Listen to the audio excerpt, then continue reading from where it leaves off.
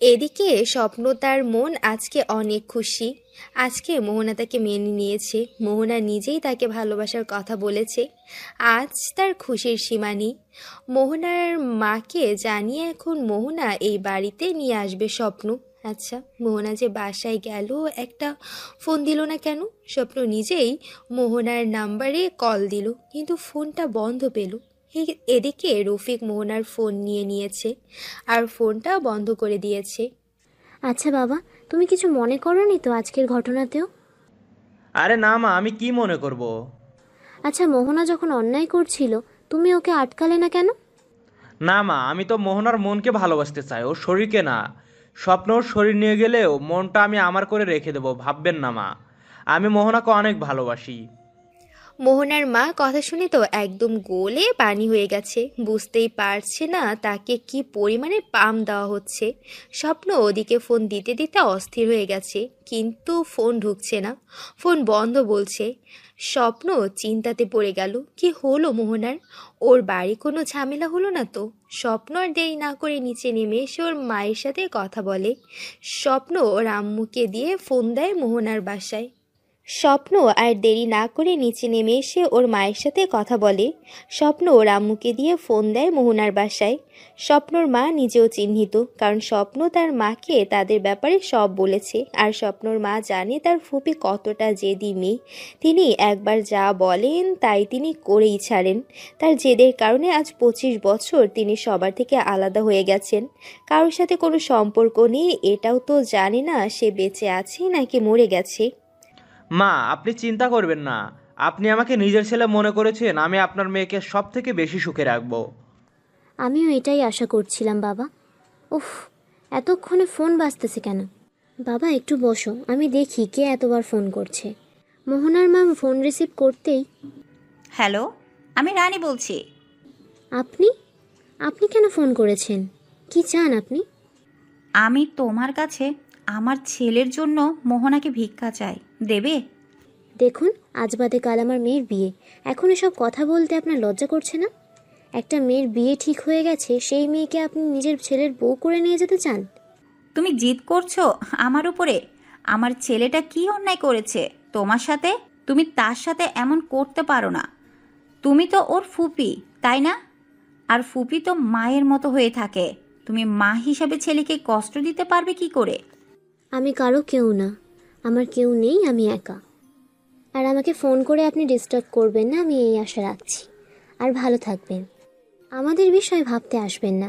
পরশু আমার মেয়ের বিয়ে, এসে ঘুরে যেন। দাঁড়াও, তুমি এই বিয়ে কি করে দিতে চাও? তুমি তো জানো স্বপ্ন আর মোহনা কোর্ট ম্যারেজ হয়ে গেছে আইনত। তারা স্বামী স্ত্রী। তুমি এটা করতে পারবে না। তাহলে আমরা পুলিশের সাহায্য নিতে বাধ্য হব। রানী চৌধুরী, ভুলে যাবেন না আমি কে।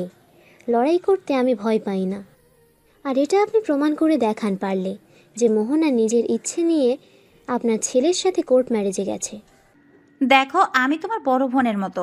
আমি তোমার কাছে এতটাই আবদার করছি, আমার কথাটা রাখো। তুমি দুজনের লাইফ শেষ করে দিও না এভাবে। আমার কাজ আছে, আমি রাখছি। ফোন কেটে দিল মোহনার মা। স্বপ্নের আম্মু ফোন কান থেকে নামিয়ে স্বপ্ন দিকে তাকিয়ে দেখে তার চোখ লাল হয়ে গেছে। আব্বু, কি হয়েছে? এরকম চোখ লাল করেছো কেন? আমি এখনো বেঁচে আছি। এই বিয়ে আমি হতে দেব না। মোহনা তোমার হবে।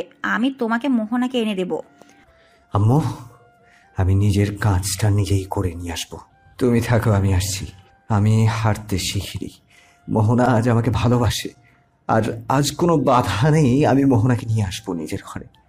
স্বপ্ন সেই রাতে আবার বেরিয়ে যায়। এদিকে মোহনা সোনিয়াকে ঘুম পাড়িয়ে দিয়ে জানালার পাশে গিয়ে বিরামহীন কেঁদেই চলেছে। আজ তার যে বুকটা ফেটে যাচ্ছে, তার প্রিয় মানুষটার জন্য। তাকে ছাড়া যে মোহনার একটু ভালো লাগছে না। মোহনা এটা মেনে নিতে পারছে না কিছুতেই, তাকে আবারও জোর করে বিয়ে দেবে। না না, বিয়ে না, বিক্রি করে দেবে। মোহনার মা তো জানে না মোহনাকে রফিক কেন বিয়ে করতে চায়। এটা মোহনার মা কোনো দিনও বিশ্বাস করবে না। জানি না মোহনা কি করবে। বেশ কিছু সময় পরে মোহনা বাইরে একটা হইচই শুনতে পেল। মোহনা বুঝতে পারছে না বাইরে কিসের এমন চেঁচামেচি চলছে। মোহনা দরজা থেকে উঁকি মেরে দেখে মানুষে ভরে গেছে। চারদিকে হইচই মনে হচ্ছে, আসলেই বিয়ে বাড়ি, সবার মাঝে বিয়ে বাড়ির আনন্দ। কিন্তু মোহনা জানে এটা তার জন্য বিয়ে বাড়ি না, এটা তার জন্য জাহান্নাম হতে চলেছে। অবশেষে সেই রাত নির্ঘুম কাটিয়ে আজ তাদের গায়ে হলুদ। মোহনা সকালের আলোয় একটু সজাগ হলো, সারা জেগেই ছিল। ফজরে নামাজ পড়ে কেন জানি মোহনার চোখটা একটু ধরে এসেছে। মোহনা একটু সোনিয়ার পাশেই গা এলিয়ে দিয়েছিল। আজ তাকে জাহান্নামে পোড়ানোর জন্য প্রথম ধাপ সাজিয়ে পোড়ানো হবে তাকে। স্বপ্ন কি আসবে না মোহনাকে নিয়ে যেতে? ফোনটাও নেই যে স্বপ্নর সাথে একটু কথা বলবে মোহনা, তার কোনো অবকাশ নেই। আজ বাড়ি ভর্তি লোকজন, চারদিকে খুব আনন্দ উল্লাসে ভরে উঠেছে। কিন্তু মোহনার কষ্টের আজ শেষ নেই। হঠাৎ দেখতে পেল এলাকার কিছু মেয়েরা এদিকেই আসছে। এদের কারো থেকে ফোন নিলে কেমন হবে? আইনিরা, তোর ফোনটা একটু দিবি? আমারটা কোথায় যে রেখেছি পাচ্ছি না। মেয়েগুলো একটু ঠাট্টা করে বলতে লাগলো, বাবা আর তোর সইছে না দেখছি, বরের সঙ্গে কথা বলবি বুঝি? আর তো একটু দিন রে প্রিন্সেস, একটু ধৈর্য ধর। বাজে কথা বলিস না, দিলে দে, না দিলে এমন এসব কথা বলবি না। এই না, বাবার কথা বলা হলে ফোন দিয়ে দিস। ধর, আমরা ওইদিকে গেলাম। মোহনার স্বপ্নের নাম্বারে ফোন দিল। ড্যানি, কথা মতো সব কাজ হবে। কালকে আবার মোহনাকে চাই, at any cost. Hello hello, আমি মোহনা বলছি। মোহনা, কোথায় তুমি? তোমার ফোন বন্ধ কেন? আমি তোমার সাথে কোনোভাবেই যোগাযোগ করতে পারছি না। তোমার ফোন কোথায়? এটা কার নাম্বার? আমার ফোন ওরা নিয়ে নিয়েছে, আমাকে জোর করে আবার বিয়ে দিতে চায় এরা। তুমি কি আসবে না আমাকে নিতে? আমি চাইলে তোমাকে এক্ষুনি গিয়ে নিয়ে আসতে পারি পাখি, কিন্তু তাহলে তো সবাই বলবে বিয়ের আগে মেয়ে পালিয়ে গেছে, মেয়ের চরিত্র ভালো না। আর আমি আমার বউয়ের নামে এইসব কথা সহ্য করতে পারবো না। তাই আমি তোমাকে কালকে সবার সামনে থেকে নিয়ে আসবো। তুমি কিছু ভেবো না। সত্যি আসবে তো? তুমি না আসলে আমি কিন্তু নিজেকেই শেষ করে দেব। আমি ওকে মেনে নিতে পারবো না। তুমি চিন্তা করো না, আমি আছি। স্বপ্ন কখনো হারতে শিখিনি। আচ্ছা, এখন রাখছি, কেউ দেখে ফেললে আমি বিপদে পড়ে যাব। ওকে। মোহনা ফোন কেটে দিয়ে পেছনে ঘুরে দেখে তার মা দাঁড়িয়ে আছে। মা, তুমি এখানে? আমি। কার সঙ্গে কি কথা বলছিলে? তুমি কি ভেবেছো বিয়ের আগেই তুমি পালিয়ে যাবে, আমার মুখে চুনকালি মাখাবে? আমি বেঁচে থাকতে এটা হতে দেব না, মনে রেখো। যদি কোনো রকম চালাকি করার চেষ্টা করেছো, আমি ভুলে যাব আমার কোনো মেয়ে ছিল। আর হয় তুমি থাকবে, না হলে আমি। আমার কাছে আমার সম্মান থেকে বড় কিছু নেই, মনে রেখো। তুমিও শুনে রাখো মা, আমি স্বপ্নকে ছাড়ার কাউকে মেনে নেব না কখনো। আমি তোমাকে বলে রাখলাম। তুমি মেয়ে, আমি মা, দেখি কার জিত বেশি, কে জিততে পারে। মোহনার মা কথাটা বলে চলে গেলেন। মোহনা ভাবছে আর চিন্তার কারণে চোখ ফেটে কান্না আসছে তার। তার মাকে এসে ভালো করেই চেনি, কি করবে তিনি। মোহনার মা একবার যেটা না করেন কেউ তাকে হ্যাঁ করাতে পারেন না। মোহনা শুনেছে স্বপ্নর বাবা মানে তার মামা আর স্বপ্ন, এই তিনজনেই নাকি একই ব্যান্ডের জিনিস। স্বপ্ন নিজেও তো বলেছে সে মোহনাকে বিয়ে করবেই করবে। মোহনা জানে না তার কপালে কি আছে, কি হবে তার পরিণতি। হলুদের দিনটা যেন মোহনার কাছে একটা মরণের দিন। অনেক লোকে মোহনার পাশে বসে অনেক রকম কথা বলছে। মোহনার কানে কথাগুলো আসলেও মোহনা কোনো রকম প্রতিবাদ করতে পারছে না। মোহনা কিছু বলতে পারছে না, কিন্তু কথাগুলোয় গা যেন একদম বিঁধে যাচ্ছে। কিছু লোক আবার বলছে, শুনলাম মেয়ে নাকি হোটেলে থাকতো। কি বাবা, এমন মেয়েকে বিয়ে করতে হবে নাকি? যতই সুন্দরী হোক, আমি তো বাবা আমার ছেলের জন্য এমন মেয়েকে কখনো ঘরে তুলবো না। এরা মামি একই। কথাগুলো শুনে মোহনার বুক ফেটে যাচ্ছে, কিন্তু মোহনা কিছু বলতে পারছে না। পাশে লোকজন হই হুল্লোড়ে মেতে আছে, কিন্তু মোহনার কানে এসব কথা ঠিকই আসছে। রফিকের বোন যখন মোহনার গায়ে হলুদ লাগাতে গেছে এমন সময় সে খেয়াল করে মোহনা নাকে ফুল পড়েছে, হাতে বালা পড়েছে। রফিকের বোন, এ কি, এসব কি? তোমার তো বিয়ে হচ্ছে, এখনো হয়নি, এসব পরে রেখেছো কেন? খোলো এগুলি। না, আমি এসব খুলবো না। এসব আমার স্বামী আমাকে পরিয়ে দিয়েছিল। Mohona, I love you. I love you too. আমি তো তোমার স্বামী, আবার স্মৃতি রাখবে না তোমার কাছে? এখানে কি স্মৃতি রাখবো? আমাকে তো পাহাড়ের উপরে নিয়ে এসেছো তুমি। আমি তোমার জন্য কিছু জিনিস নিয়ে এসেছি। আমার আম্মু চাইতেন এসব তার ছেলের বউ পরে থাকবে। দেখো, পছন্দ হয়েছে তোমার? তোমার ভালোবাসাকে আমি ভালোবাসি, আর এগুলো আমার পছন্দ হবে না? আমাকে তুমি নিজ হাতে পরিয়ে দাও। স্বপ্ন সেদিন নিজের হাতে মোহনাকে এই গহনাগুলো পরিয়ে দিয়েছিল। তোমার স্বামী দিয়েছে? বুঝেছি। আমি ভাইকে বলবো নি, কিছু বলবে না। এখন খুলে রাখো, কালকে পরে নিও। মোহনা রাগান্বিত হয়ে, তোমার ভাই আমার স্বামী সেটা তোমাকে কে বলেছে? আমি এই বিয়ে মানি না। আমি স্বপ্নকে ভালোবাসি, আর ও আমার স্বামী। আমাকে জোর করে এখানে নিয়ে এসেছো, কেনা আবার এখানে? মোহনার কথা শুনে মুহূর্তে সবার মাঝে যেন নীরবতা চলে এসেছে। সবাই চুপ, কারো মুখে কোনো কথা নেই, কেউ কোনো কথা বলছে না। সবাই একে অন্যের মুখের দিকে তাকিয়ে দেখছে, মুখোমুখি করছে। সবাই ব্যাপারটা বোঝার চেষ্টা করছে কি হচ্ছে। রফিকের বোন সাথে সাথে হেসে ব্যাপারটা উড়িয়ে দিল। এটা সেটা বলে ব্যাপারটা সবার মাঝে গুলিয়ে ফেলল সে। মোহনার বুঝতে বাকি নেই এরা সবাই একজোট হয়ে আছে। কেউ জানা বাকি নেই মোহনার বিয়ে হয়ে গেছে। এরা জেনেই মোহনার সাথে লেগেছে সবগুলো। স্বপ্ন, কখন আসবে তুমি?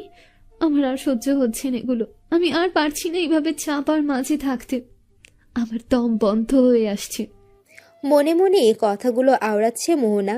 সেদিন মোহনাকে আর কথা বলতে দেয়নি, কারণ তার মা বলেছিল, মোহনা, ভেতরে এসো। মোহনা ভেতরে গেলে একটু পরে ওর মা এসে বলে মোহনা নাকি অসুস্থ। তাই সেদিন আর মোহনা বের হয়ে আসেনি। রাতে আবারও ফোন দিয়েছিল স্বপ্নের আম্মু, কিন্তু মোহনার মা নিজের জিদে অটুট ছিলেন। তিনি নিজের থেকে সরে আসেননি। রাতে যখন বাড়ির সবাই ঘুমিয়ে পড়েছে, এমন সময় হঠাৎ কলিং বেলটা বেজে উঠেছে। মোহনা ঘুমায়নি, সে জেগেই আছে, কিন্তু তাকে ঘরে আটকে রেখেছে। বাহির হতে পারবে না। সে জানালা দিয়ে তাকিয়ে বাইরে দেখার চেষ্টা করলো। সে দেখে একটা নীল গাড়ি দাঁড়িয়ে আছে। আরে, এটা তো স্বপ্নের সেই ফেভারিট গাড়িটা। স্বপ্ন এসেছে। মোহনাকে নিয়ে যেতে এসেছে স্বপ্ন। মোহনা ছুটে দরজার কাছে গেল, কিন্তু সে তো বাইরে যেতে পারবে না। স্বপ্ন আবার বেল বাজালো। মোহনার মা সজাগ হয়ে যান। তিনি দরজার কাছে যান। এত রাতে কে এসেছে মোহনার মা বুঝতে পারেন না। তিনি দরজার এই পাশ থেকে আওয়াজ দেন, কে? ওই পাশ থেকে কে যেন বলে, ফুপি, আমি তোমার স্বপ্ন। ফুপি ডাক শুনেই মোহনার মায়ের মনের ভেতর কেমন চড়াত করে ওঠে। এত রাতে তুমি এখানে কেন এসেছো? কি চাও তুমি? ফুপি, আমাকে ভেতরে আসতে দেবে না? দরজা খুলে দেবে না তুমি? না, চলে যাও। আমি মোহনার বিয়ে রফিকের সাথেই দেব।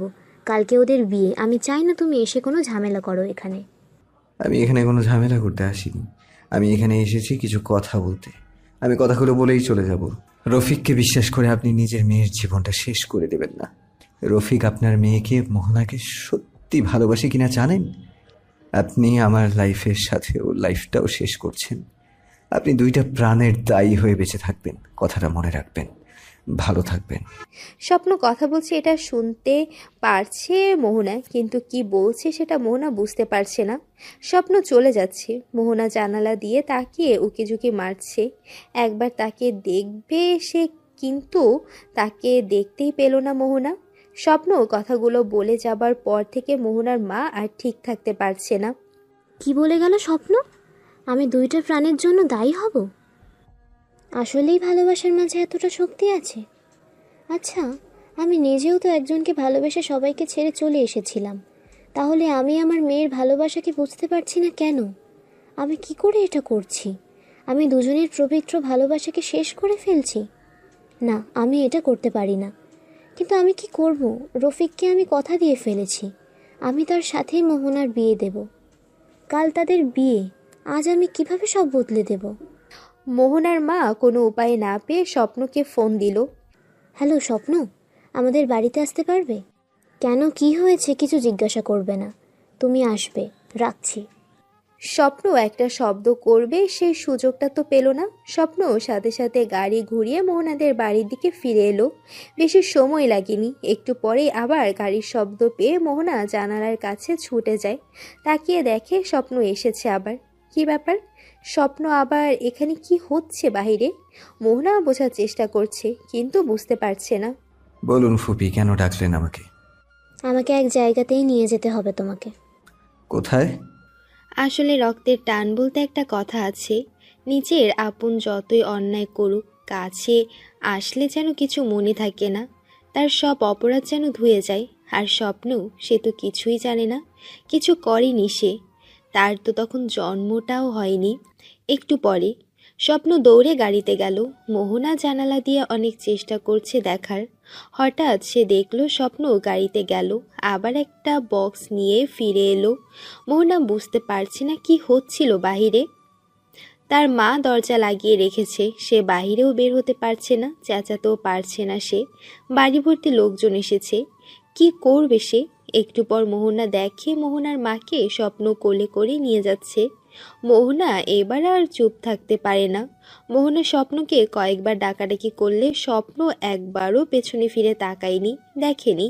সোজা গাড়ি নিয়ে তার মাকে তুলে নিয়ে চলে যায় স্বপ্ন। মোহনা বুঝতে পারে না স্বপ্ন তার মাকে কোথায় নিয়ে গেল। স্বপ্ন কেন তার মাকে এত রাতে কোলে তুলে নিয়ে গেল? কি হয়েছে তার মায়ের? নাকি অন্য কিছু হয়েছে? স্বপ্ন কোথায় নিয়ে যাচ্ছে তার মাকে? মোহনা আর চুপ থাকবে না, এখন থেকে বের হতেই হবে, তাকে জানতেই হবে বাইরে কি চলছে। মোহনা দরজা দিয়ে বাইরে যেতে পারবে না, তাই সে জানালার গ্লাস খুলে ফেলল। রুমের ভেতর দিয়ে যেন এক রুম থেকে আরেক রুমে দেখা যায়, তার জন্য এই জানালা রাখা হয়েছে মনে হয়। মোহনা কোনো মতে চেপে ওই জানালা দিয়ে বাইরে বের হয়ে আসে। বাসায় সব আত্মীয় এসেছে, আর নিজের তেমন বলতে কেউ নেই। দরজার কাছে গিয়ে দেখে অনেকগুলো গজ কাপড় পরে আছে, সাথে লাল কি সব পরে আছে। এসব কি রক্ত নাকি? তাই, রক্ত পড়ে আছে। এসবের মানে কি? স্বপ্ন মাকে কোথায় নিয়ে গেল এইভাবে রাতে, আর এখানে রক্ত কেন? মোহনা দরজার পাশে গিয়ে দরজা খোলার চেষ্টা করলে বুঝতে পারে দরজা বাহির থেকে লাগানো আছে, তার মানে কেউ বাড়ি থেকে বের হতে পারবে না। মোহনা সেই রাতে সারা রাত সোফায় বসে আছে। কেমন এক অস্বস্তি লাগছে মনের মাঝে, কেমন একটা লাগছে। বেশ চিন্তা হচ্ছে মোহনার, স্বপ্ন মাকে কোথায় নিয়ে যেতে পারে এত রাতে। সেই রাত জেগেই কেটে যায়, কিন্তু মোহনার মা বাড়ি ফিরে আসে না আর। সকাল হয়ে গেছে, আজান হচ্ছে চারিদিকে, কিন্তু মোহনার মায়ের বাড়িতে ফেরার কোনো নাম নেই। কোথায় তিনি? এখন আসছে না কেন? সকাল হয়ে গেছে। আজকে মোহনার বিয়ের কথা আছে রফিকের সাথে, কিন্তু মোহনার মা কোথায়? তিনি তো সব করেছেন নিজেই। মোহনার এখন চিন্তা ধীরে ধীরে বাড়তে থাকে। আরে, স্বপ্নকে একটা ফোন করলেই তো বুঝতে পারা যাবে সে মাকে কোথায় নিয়ে গেছে। মোহনা দেরি না করে তার মায়ের ফোন থেকে স্বপ্নের নাম্বারে একটা কল করে, কিন্তু এ কি, স্বপ্নের নাম্বারে তো কল ঢুকছে না, স্বপ্নর নাম্বার বন্ধ দেখাচ্ছে। স্বপ্ন, মাকে নিয়ে কোনো কিছু ভাবিনি তো, মা আমাকে জোর করে বিয়ে দিচ্ছেন বলে। মুহূর্তে মোহনার মাথার মাঝে খারাপ ভালো সব চিন্তা চলে আসছে। যেহেতু আজকে বিয়ে, আজকে সকাল থেকে বাসায় লোকজন আসবে, এটাই স্বাভাবিক।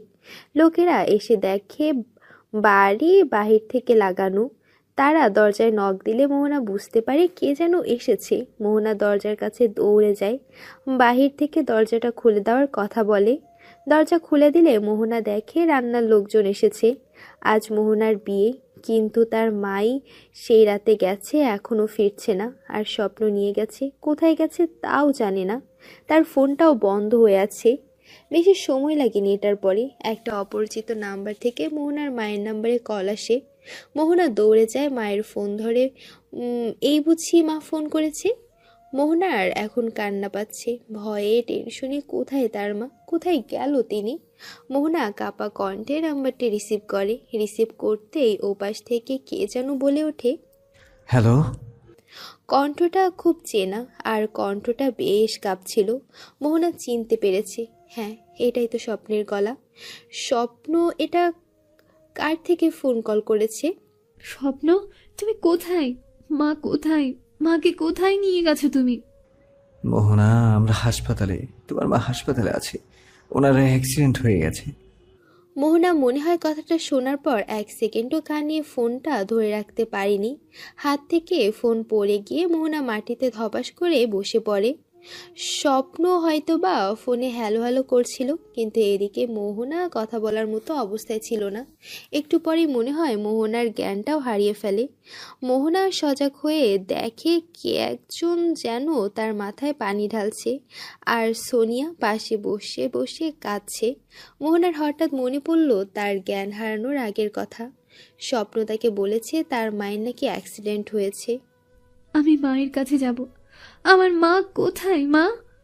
কিছু লোক তখন বললেন, না, আমার কাউকে লাগবে না, তোমরা বলো আমার মা কোথায়। কেউ একজন বলল, এই হাসপাতালে আছে। মোহনা আর দেরি না করে তাড়াতাড়ি গুল্লিকে নিয়ে বেরিয়ে পড়ল হাসপাতালে যাওয়ার জন্য। মোহনা এগিয়ে যাচ্ছে ঠিকই, কিন্তু রাস্তা যেন শেষ হতেই চায় না। পথ যেন তাকে পেছনে নিয়ে আসছে, এগোতেই পারছে না মোহনা। অবশেষে যখন মোহনা হাসপাতালে চলে আসে তখন দেখতে পায় রানী মামুনি, মানে মোহনার মামি, তিনি সেখানে আশেপাশে শখানেক গার্ডস দাঁড়িয়ে আছে। মামনি কাঁদছেন, কিন্তু কেন? কি হয়েছে? সব ঠিক আছে তো মামনি? মোহনার ডাকে পাশে তাকিয়ে দেখে সে দাঁড়িয়ে আছে। স্বপ্নের আম্মু যেন কোনো কথাই বলতে পারেননি, তিনি গিয়ে মোহনাকে ধরে কাঁদতে শুরু করে দিয়েছেন। বাচ্চাদের মতো কাঁদছেন। মোহনা ভয়ে শিউরে ওঠে। মামনি সব ঠিক আছে তো? এইভাবে কাঁদছে কেন? ভালো নেই কিছু, ডক্টর বলেছে খুব ক্রিটিক্যাল অবস্থা তোমার মায়ের। আল্লাহকে ডাকা ছাড়া পথ নেই, সেই সুযোগটাও নিয়ে যে বাইরের দেশে নিয়ে যাব তাকে। মোহনা কথাটা শুনে যেন বাকশক্তি হারিয়ে ফেলে। মোহনা চুপ করে দাঁড়িয়ে আছে। স্বপ্ন কোথায় মামনি? ও আসছে, ডাক্তারের সাথে কথা বলে আসছে সে।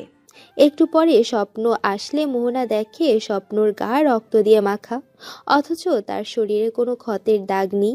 অ্যাক্সিডেন্ট হলো, তার কিছু হলো না। স্বপ্ন, এটা কি হচ্ছে? আন্টির অ্যাক্সিডেন্ট হয়ে গেছে, রাস্তায় ওনাকে এক পিকআপ পিছন থেকে ধাক্কা দিয়েছেন। মোহনা কাঁদতে কাঁদতে বলছে, আমার মাকে অত রাতে তুমি কোথায় নিয়ে গিয়েছিলে? স্বপ্ন, মোহনা আমাকে ফুপি বলেছিল একটা জায়গায় তাকে নিয়ে যেতে হবে। আমি বলতে পারবো না সেটা, আমি ফুপিকে কথা দিয়েছি, আমি তোমাকে জানাতে পারবো না।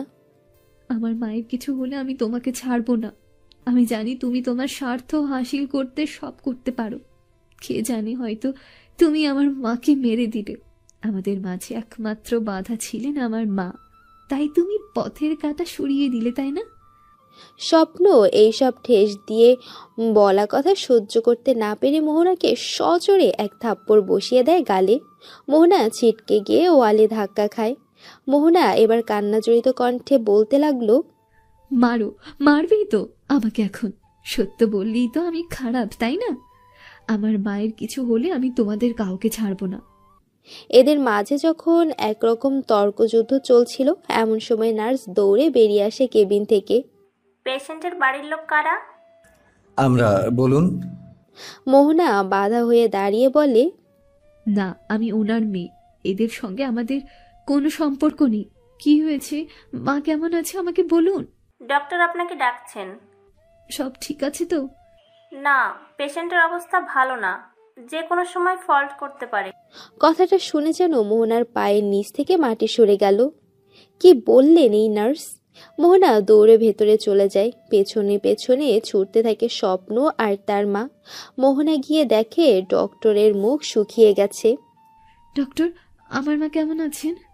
Sorry, she is no more. কথাটা শোনার পর আর কয়েক সেকেন্ডও মনে হয় মোহনার জ্ঞান ছিল না। সাথে সাথে সেন্সলেস হয়ে পড়ে যায় মোহনা।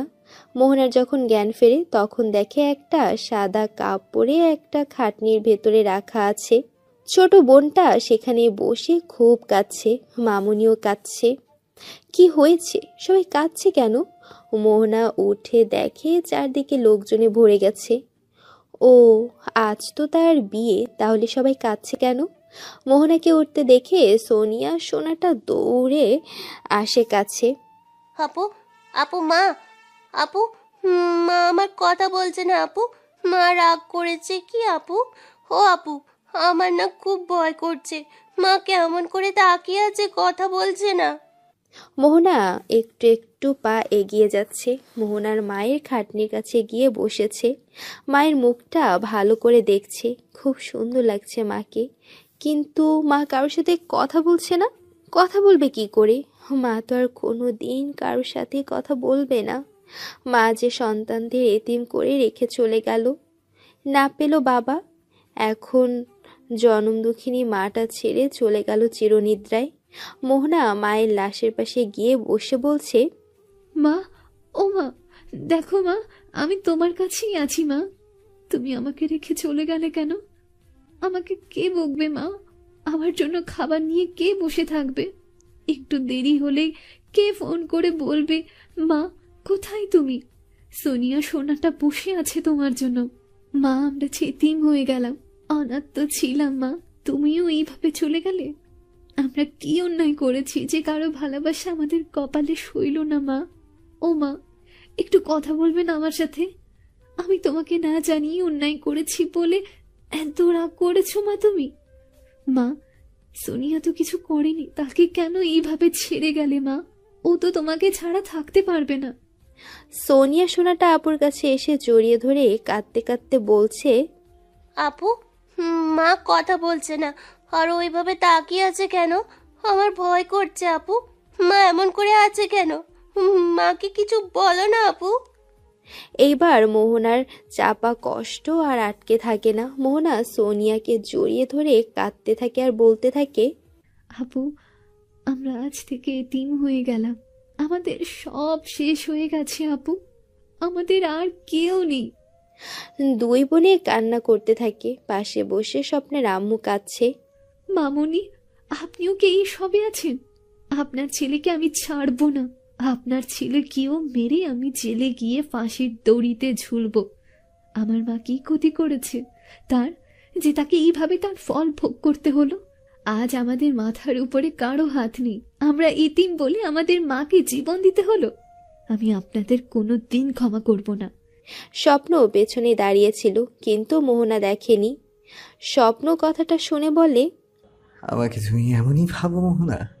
আমি বারবার বলেছি আমি ফুপিকে মারিনি, ফুপি অ্যাক্সিডেন্ট হয়েছে। তুমি আমার মাকে সেই রাতে নিয়ে গিয়েছিলে, আমি দেখেছি। তাহলে একই গাড়ির ভেতরে তোমার কোনো ক্ষতি হলো না আর আমার মা জীবন দিল।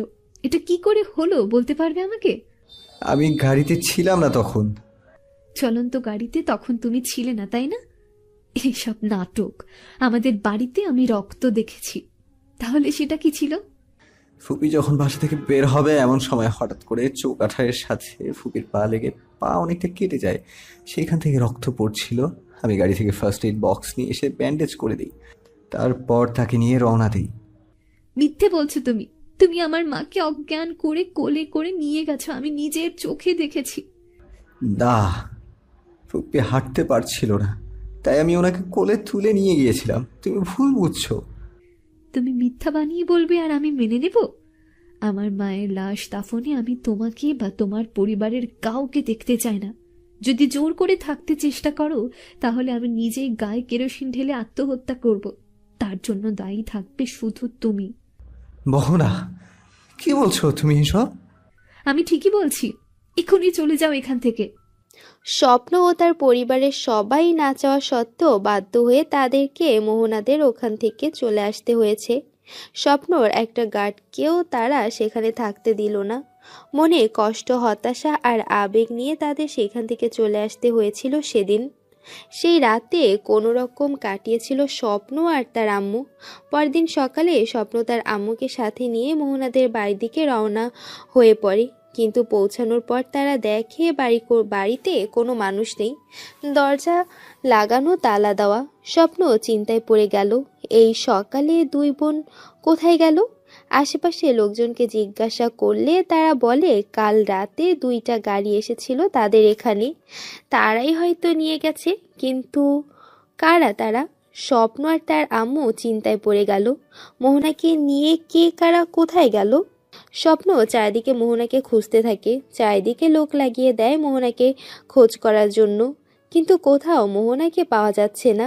এদিকে মোহনা এদের সাথে এসে ভালোই আছে, কিন্তু মাকে হারানোর যন্ত্রণা সে সহ্য করতে পারছে না। দুই বোনকে চাচা চাচি নিয়ে এসেছে তাদের কাছে। গত রাতে এনারা মোহনার মা মারা যাওয়ার খবর পেয়ে ছুটে যান সেখানে, আর সেখানে গিয়ে মোহনাকে আর সোনিয়াকে নিয়ে আসেন তারা। এইখানে আসাটাই যে তাদের জীবনের সব থেকে বড় কাল হয়ে দাঁড়াবে। মোহনা ভেবেছিল হয়তো সব হারানোর পরে এরাই হবে তার ভালোবাসার একমাত্র ভরসা, কিন্তু না, সে ভুল ছিল। মোহনাকে এরাও যে ব্যবহার করছে সেটা মোহনা বুঝতে পারছে না একবারের জন্য। সময় পেরিয়ে যেতে থাকে, এদিকে স্বপ্ন তার ভালোবাসার কাছে অপরাধী হয়ে থাকতে পারছে না। তাকে খুঁজে বের করে সব বলতেই হবে, কিন্তু সে কোথায়?